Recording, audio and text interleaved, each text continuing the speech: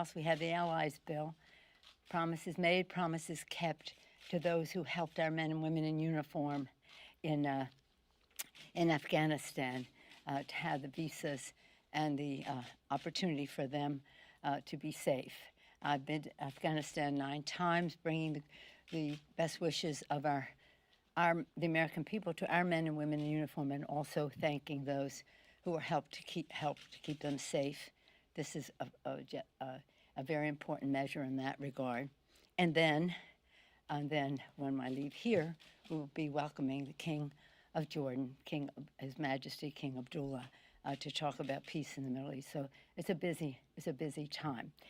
In terms of where we are on this, we have the fact that the bipartisan agreement in the Senate looks like it has prospects to be brought up soon. I don't know when. I hope that it will, because that infrastructure legislation is very important. But I want to talk about our men and women in uniform. We always promise them that we will build them. We will build for them a future worthy of their sacrifice. And President Biden's big Build Back Better initiative does exactly that. Jobs are coming back, going to about 60,000 every 3 days. Wages are rising, paychecks are growing, the strongest rate before the pandemic since 2006. The economy is booming. The CBO, IMF, Federal Reserve, World Bank, OECD, and others all project that we will reach the highest levels of growth in nearly 4 decades, and we'll do that this year. And we need build bold infrastructure investment to build back better jobs. When we ran in 18 and then in 20, we said we were going to lower healthcare costs, have lower healthcare costs, bigger paychecks, cleaner government. That's what we have set out to do and are in the works to accomplish. Jobs are coming back, as I mentioned before. Now, as we go forward, it is important for us to, again, have them pass the bipartisan infrastructure bill.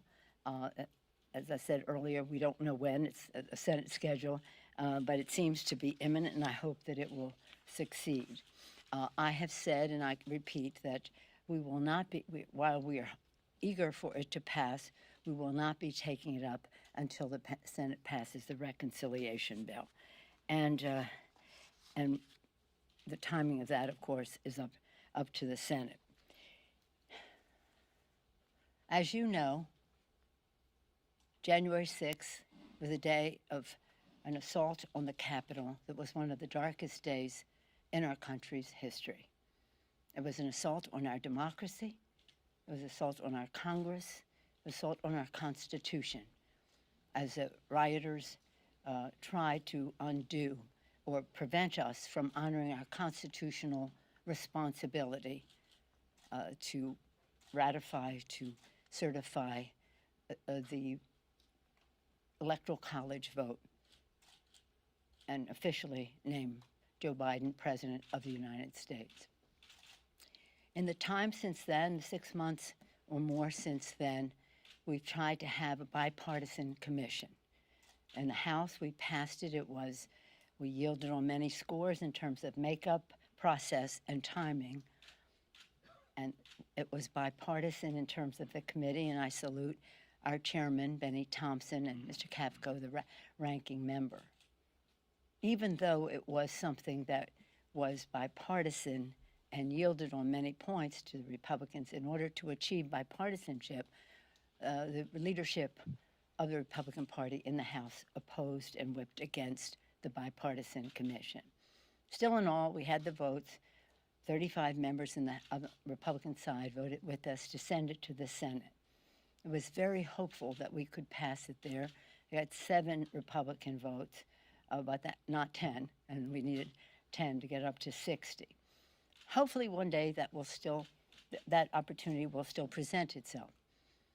But because it was not possible in this time frame, last month we passed our legislation for a select committee. The select committee is bipartisan, and it has a quorum. and it will do the job it sets out to do, and that is to investigate the causes and that of what happened on January 6th, to find out how it was organized, who paid for it, who messaged to get those people here for the assault on the Capitol. As you know, well over 100 people were injured, some died. It was a horrible, horrible thing. I'll never forget the trauma it caused, not only for our members, but for our staff and for the people who work in the Capitol to make our work here possible. Some of you were here that day as well, so you can attest to the fact that it was not all love, hugs, and kisses, as it has been characterized and mischaracterized, shall we say. So, as you know, we named our commission, and it was committee, and it's bipartisan, again, and we have a quorum. Staff is being hired to do the job. We're there to seek the truth. We're there to get the truth, not to get Trump. TRU, truth, Trump. That seems to be what the other side is obsessed with. So as the legislation allows, I did not accept 2 of the 5 people were appointed. They have made statements and taken actions that I think would impact the integrity of the commission, of the committee, the work of the committee. This is deadly serious. This is about our Constitution. It's about our country. It's about assault on the Capitol that is being mischaracterized for some reason at the expense of finding the truth for the American people. I'm very pleased the response that we have received across the country and from my caucus on this subject, and I'm very pleased with the leadership of Benny Thompson, our chairman, the bipartisan nature of our committee with Liz Cheney, the other members on the committee who have experience and patriotism as their calling cards. So we will proceed, and as I said, the committee is in the process of hiring staff to that end. It is my responsibility as Speaker of the House to make sure we get to the truth on this, and we will not let their antics stand in the way of that. On another subject, again, we are working very hard to get the job done for the American people, to lower health care costs, lower pollution, raised, as I said to when we ran, we said lower health care costs, bigger paychecks, cleaner government, and that's what we are about. The cleaner government comes with the HR1 HR1S1, combine them, the Senate resolution, the House resolution to get this done. So in any event, as I mentioned, we are here to get the job done. We cannot respond to some of the legislation until the Senate acts. As I said, we will not take up the infrastructure bill until the Senate passes the reconciliation bill. With that, I'm pleased to take any question. Yes, ma'am. Would you appoint additional Republican members to serve on this select committee, given the fact that the resolution says you have the power to appoint Yes. 13 members? Well, I did suggest to the leader that the 3, make sure you understand this. I hear the press saying, well, they didn't vote to accept the Biden. That had nothing to do with it. Right from the start, when the members acted in that way and said they were not going to vote for the certification that Joe Biden was president, I said to the members, do not let that stand in the way of you finding bipartisan agreement on legislation here. I'm not encouraging that at all. You find your common ground. We strive for bipartisanship. So how they voted on that bill is not relevant to how we are legislating. On the other hand, the 2 people that I excluded, so 3 of the 3 that I appointed, one of them voted against the ratification, and the other 2 voted for it. Having said that, though, the other 2 made statements and took actions that just made it ridiculous to put them on such a committee seeking the truth. At the same time, We have a committee a committee to address economic disparities in our country, and the leader gave me 6 names for that committee. 5 of them voted against making the election of Joe Biden official, but I approved all 6 of them, even though only 1 of them voted in that regard. So it has not been a factor, even though the press, somehow or other, you all think that it might be. It has not been a factor. The chairman of that committee, Jim Himes, is already staffed up and ready for a hearing next week, as is Mr. Thompson for a hearing next week. But the leader may want to rescind those names. I'm ready to have them be accepted on the floor of the House. So we'll see. We'll see. I mean, there are some members who would like to be on it, but we'll see. Yes, ma'am. Can you elaborate more specifically what statements and what actions caused you to? Well, no, I won't. I'll just give you their statements.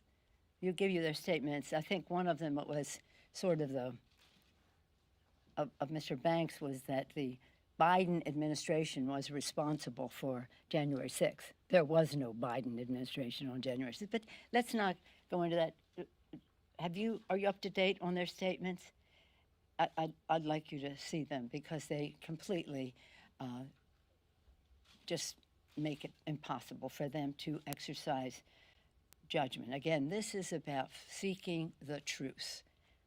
And it's about not, as I said in my comment, with respect for the integrity of the investigation, with concern that the American people want to know the truth, and in light of statements and actions taken by them, I could not appoint them. I said that while this may be unprecedented, so was an attack on the Capitol. I'm not going to spend any more time talking about them. Yes, Shed. Thank you. So on the bipartisan question about this committee and Ms. Cheney, Yes. you said this is bipartisan. You know, when you talk and poll Republicans, many of them believe that, you know, the election was stolen from him and so on. How do you convince people on the other side of the aisle that what's going to go on in this committee is going to be bipartisan and truly get to the truth? Yeah. They're already predisposed. It's not even, it isn't even bipartisan, nonpartisan. It's about seeking the truth, and that's what we owe the American people. And probably the biggest incentive for that is that the less partisan it is, the more it will be accepted by the American people. Speaker, Yeah. Kevin McCarthy is promising to have his own program. You know what? I'm not talking about him. Okay, what else you got? No, I'm not. I'm not concerned. And let's not waste each other's time. Okay. Madam Speaker, there's a bill before the House that would prohibit taxpayer-funded abortion. It's been brought by Republicans 37 times for a vote on the House floor, but has been blocked by Democrats. Can you explain why? It has been blocked by Well, Democrats. it has been blocked for a vote, to allow a vote on the House floor. The bill. But it hasn't been blocked by Democrats. Well, it hasn't been accepted, I should Well, say. we will be voting on it. It was passed in committee. We think it is the right thing to do. It is something that many of us have been concerned about for a long time as an issue of health, as an issue of fairness. And we will send the bills over to the Senate. We'll see. It may be. No, I'm sorry. I think you misunderstood. It's a bill to prohibit taxpayer-funded abortions, to have money go to taxpayer-funded abortions. Well, that's in the law for Medicaid. You're talking about Medicaid. That's in the law. What we have in our bill is to overturn that. There's no need to have that. That is the law now. And the reasons why to have it overturned? Because it's an issue of health of many women in America, especially those in lower income situations and in different states. And it is something that has been a priority for many of us a long time. As a devout Catholic and mother of 5 in 6 years, I feel that God blessed my husband and me with our beautiful family, 5 children in 6 years, almost to the day. But that may not be what we should. It's not up to me to dictate that that's what other people should do, and it's an issue of fairness and justice for poor women in our country. Yes, ma'am. Given how divided the country is at this point, do you risk half the American public not believing what the committee finds with your findings in the select committee? And also, can you talk about Liz Cheney's role now after Leader McCarthy's move of withdrawing his members? Well, no. In fact, I don't accept your stipulation that half the country is. There is a percentage of the country who is in denial about COVID and getting vaccinated, and it's sort of the same crowd that. But overwhelmingly, if you look at the polls, and if that's what your measure is, they want to know the truth. Is it like in the 70s that people want to know more about what happened on January 6th? And 59% of Republicans, according to the polling that came out this morning, think we need to know more about what happened on January 6th. I think that just to take this to an end, these people are going to act up, cause a problem. And people said to me, put them on, and then when they act up, you can take them off. I said, why should we waste time on something as predictable? The Republicans that they put on will have their own point of view. Nobody's saying that it all should be one point of view going on the committee. But it is, when statements are ridiculous and fall into the realm of you must be kidding, there's no way that they're going to be on the committee.